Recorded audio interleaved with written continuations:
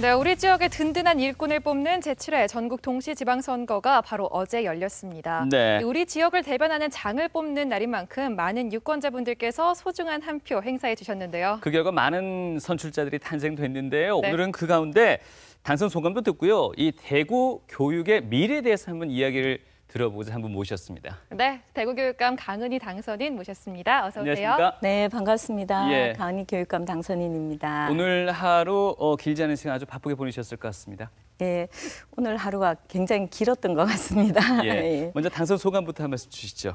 네, 저를 우선 믿고 뽑아주신 대구 시민 여러분께 진심으로 감사드립니다. 이 대구 교육에 대한 막중한 소임을 맡겨주신 이유가 안정 속에서도 변화와 희망 그리고 새로운 대구의 교육을 미래를 저에게 기대하신 것으로 생각합니다. 여러분의 뜻을 받들어 교육 본질에 충실하고 대한민국을 자랑스럽게 여기는 그리고 미래의 역량을 갖춘 인재를 길러내는데 제 최선을 다하겠습니다. 네, 알겠습니다. 네. 이렇게 많은 기대를 받는 만큼 또 부담도 막중하실 것 같습니다. 예. 이 본격적인 이야기 나누기 앞서 지난 대구 교육 어떻게 평가하시는지 궁금했습니다. 네, 지금까지 대구 교육은 교육부에서 연속 6년 최우수 기관으로 평가를 받았습니다. 이것은 많은 선생님들의 헌신과 희생이 있었기 때문에 가능한 것으로 보고요. 그리고 또 학부모님, 학생, 전체 교육 공동체의 협조도 중요한 것 같습니다.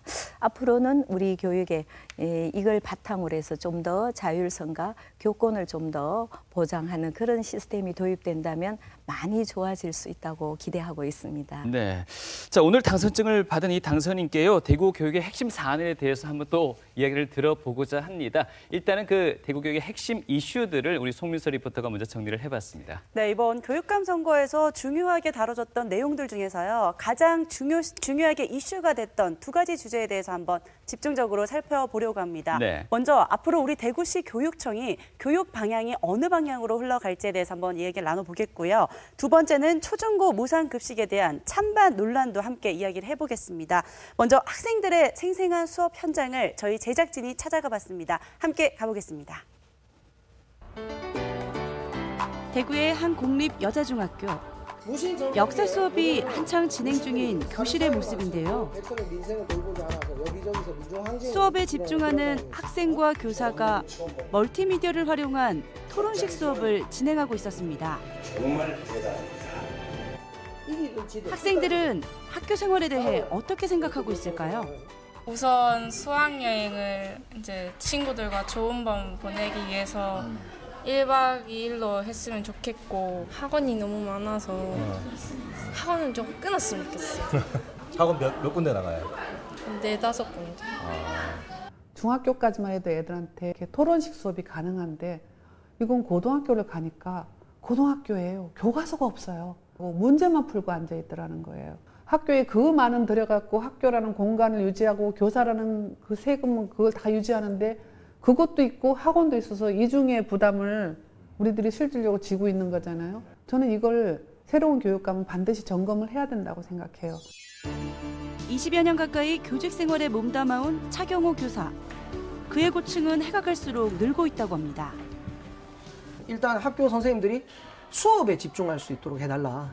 그래서 대구가 다른 시도에 비해서도 행정 지원이 조금 떨어지는 것으로 그렇게 많이 알고 있습니다. 그러다 보니까 사실 행정 일을 하시는 분들도 인력이 부족해서 힘들고 또 그 업무가 선생님들까지 넘어오다 보니까 수업하기에도 벅찬데 다른 것들에 많이 신경을 쓰시게 되거든요. 그래서 이번에 교육감이 되신 분들은 선생님들의 자율성과 창의성을 고취시키기 위해서 선생님들 업무를 좀 많이 줄여주셨으면 좋겠다. 네, 그렇게 생각합니다. 어떻습니까? 교육감 당선인께서는 좀 생소한 이야기들인가요? 아니면 그간 늘상 네. 들어왔던 얘기인가요? 제가 선거운동 기간 중에 가장 예. 많이 들었던 내용들인데요. 예. 우선 행정 업무는 제가 한 30% 줄이는 걸 목표로 하고 있습니다. 네. 업무를 잘 분석하면은 이중으로 들어가는 공문들이나 또 매뉴얼하면 줄일 수 있는 것도 많습니다. 알겠습니다. 그런 얘기는 제가 차근차근 하나하나 다 예. 한번 여쭤보도록 하겠습니다. 알겠습니다. 우선 입시 문제 좀 짚고 예. 넘어가야 할 것 같은데요. 우리 지역의 입시 문제 중 가장 큰 문제 어떻게 꼽으십니까? 예, 뭐 어느 지역이나 입시에서 공통적으로 나타나는 문제가 입시 정책이 자주 바뀐다는 겁니다. 특히 지금 정부에서 대입 정책에 대해서 혼선이 많아서 학부모님들이 굉장히 불편해하시고 혼란스러워하는데요. 어떻게 입시 정책을 가져가야 되겠다. 이거를 확고하게 정리를 해주는 게 우선 필요하고요. 두 번째로 우리 대입 수시 모집에 대한 정시 비율도 빨리 정리를 해주는 게 필요합니다. 지금 하고 있는 학생부 종합 전형도 장점이 많이 있습니다. 그 학생들의 여러 가지 상황을 그대로 학생 기록부에 넣어서 수시로 갈 수 있도록 전형해 주는 부분인데 이 전형에 대한 객관성과 공정성이 좀 더 확보된다면 이 제도는 앞으로도 계속 진행이 되어서 상당히 지역에도 좋은 결과를 가져올 수 있는 제도 중에 하나라고 보고 있습니다. 분명 대입 제도와 관련해서는 중앙에서 해야 될 역할이 있고 또 지역에서 대비해야 될 역할이 있을 것 같습니다. 어떤 대안을 갖고 있어야 될까요? 중앙에서 전체 대입 정책을 결정하고 이제 지역교육청에서는 거기에 따르는 지원책을 마련하는 게 순차적인 형태인데요.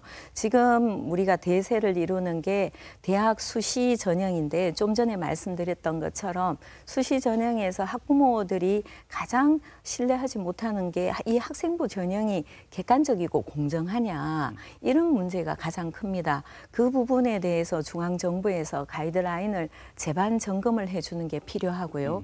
또 학교 자체적으로는 이 학생 기록부를 학생 종합부를 어떻게 하면은 학생들의 개성과 상황에 따라서 잘 정리를 해줄 수 있는지 그리고 다양하게 이런 거를 평가해서 제대로 반영을 해줄 수 있는지 그런 게 같이 병행이 되어야만이 신뢰성도 회복하고 우리 지역의 입시 성적도 더 좋아질 수 있습니다. 네, 이렇게 다양한 평가에 반해서 또 문제가 되는 게 있습니다. 바로 획일적인 평가. 지금 전국에서 우리 지역에 유일하게 이 일제고사가 치러지고 있는데요. 이 폐지 여부의 논란을 두고 좀 말들이 많습니다. 어떻게 생각하시는지 한 말씀 해주시죠. 저는 이게 단순하게 너무 접근하는 것 같습니다.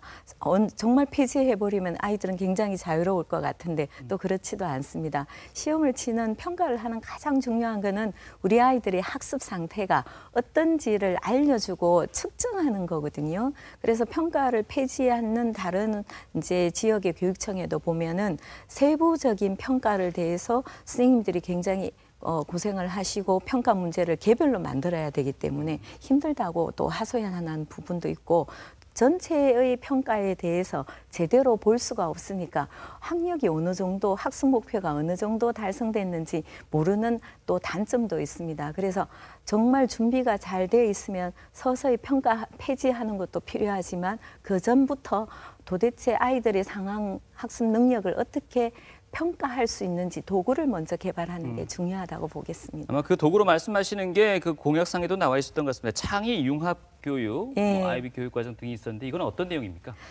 실제 우리가 교육을 하면 우리 아이들의 능력을 키워주는 게 중요한데요. 그럼 이런 교육을 받아서 미래에 우리가 과연 능력이 되는가? 이게 굉장히 중요합니다.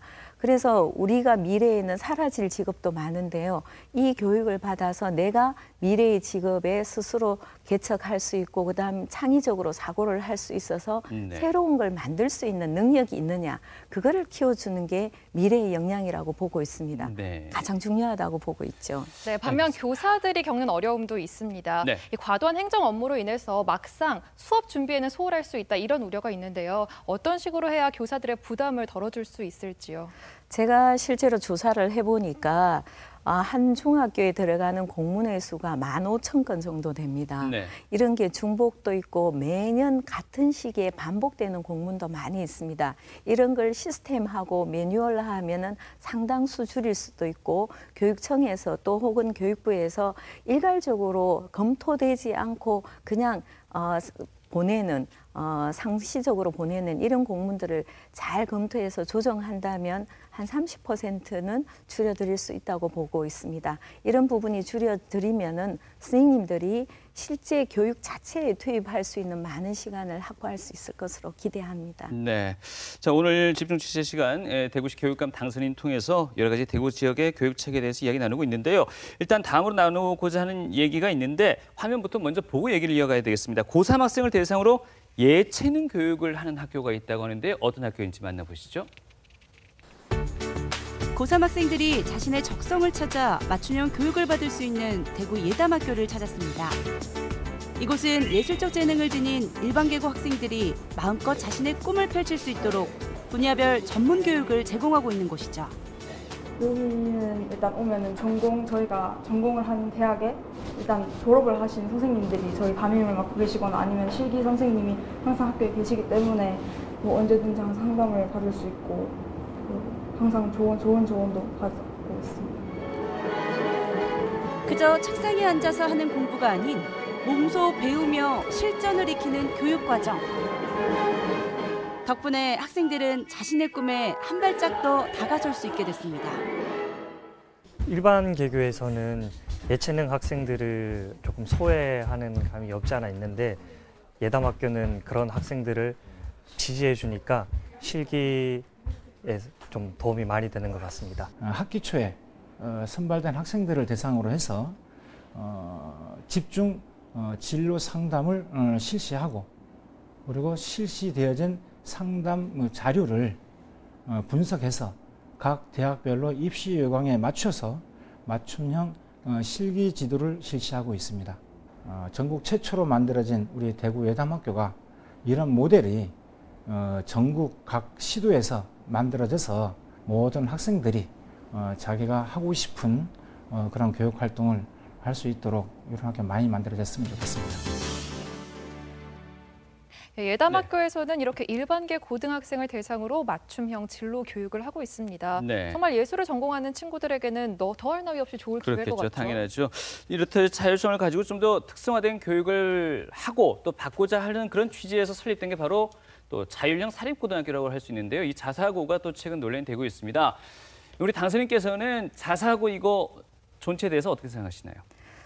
뭐 일제고사나 자사고도 마찬가지지만 모든 것을 한꺼번에 폐지하거나 이게 전체 다른 부작용이 있다고 해서 일방적으로 하는 것은 저는 교육 정책에 굉장히 문제가 있다고 보고 있습니다. 네. 그래서 가급적이면 자사고가 원래 만든 취지에 맞게 교육을 할 수 있도록 자사고는 교육의 다양성이나 그다음 교육 과정을 자율적으로 운영하는 그런 자율성이 더 많기 때문에 도입된 제도입니다.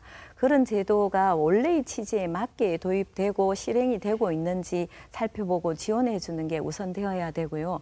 그리고 우리 대구에서는 자사고가 수성학군과 비수성학군의 교육 격차를 해소하는 데 상당히 역할을 하고 있습니다. 그래서 일방적 폐지가 중요한 게 아니라 지역의 사정에 맞게 그 학부모들의 수요와 요구를 충분히 검토해서 자사고 정책을 가지고 가는 게 필요합니다. 지금은 그대로 유지하면서 학교의 상황에 따라서 지원 여부 그리고 지속 여부를 결정해야 된다고 봅니다. 저는 전반적으로 지속해야지 전반적인 학력의 그리고 자율성을 어느 정도 보완해주는 역할을 할 수 있다고 보고 있습니다. 이 자사고의 존치 여부에 대해서 지역 교육감께서 갖고 있는 권한이 어디까지인가요?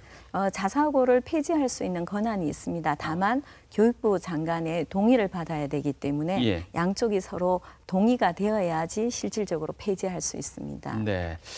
자, 당선증 받은 지 이제 몇 시간 채 되지 않았는데 이렇게 모시고 여러 가지 지역 교육 현안에 대해서 얘기를 나누니까 좀 무겁지 않습니까? 괜찮습니까?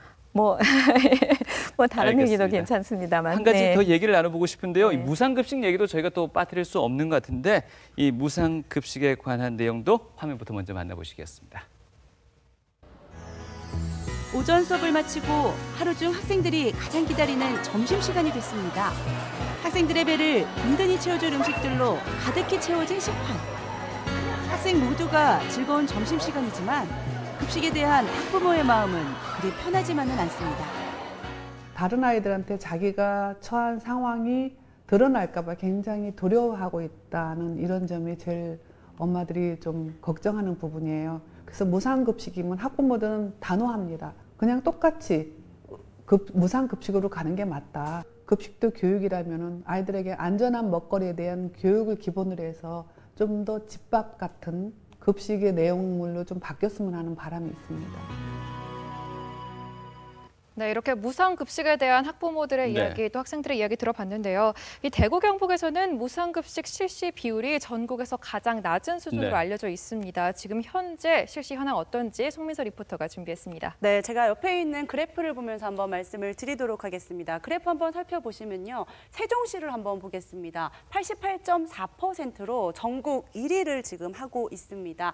하지만 반면 우리 대구를 한번 살펴보면요. 55.3%로 전국 최하위를 나타내고 있습니다.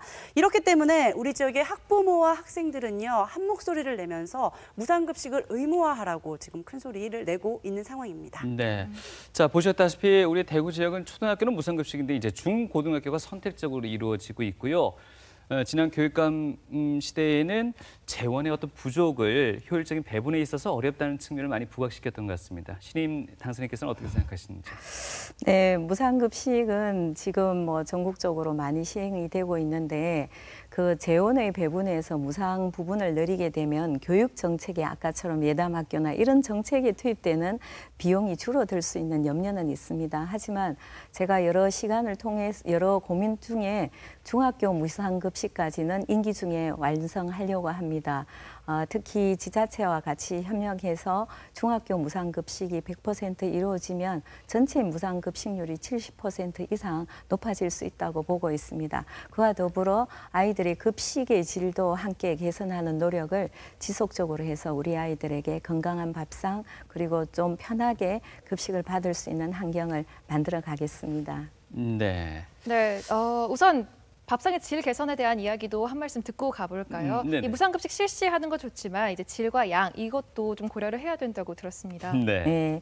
그러니까 우리가 이제 맛있는 밥상을 만들려면 그 표준 매뉴얼 요리법 레시피라고 하죠. 네. 그런 것도 많이 좀 개발이 되어야 하고 또 1인당 급식의 단가, 재료의 단가도 높여줘야 되고 그리고 또 우리 아이들이 어릴 때부터 좋은 음식 그리고 짜지 않는 음식이나 이런 음식관, 식습관도 좀 바꿔주는 역할을 학교 급식에서 함께 하면 좋을 것 같습니다. 앞으로 그런 부분도 지속적으로 노력하겠습니다. 네, 여담이지만 이 공약 중에 착한 교복 이야기가 있습니다. 이게 어떤 건지 설명 좀 해주세요. 네, 우리 교복 입으면 여학생들 겨울에 추운데도 짧은 치마 입고 막 달달 떨고 있잖아요.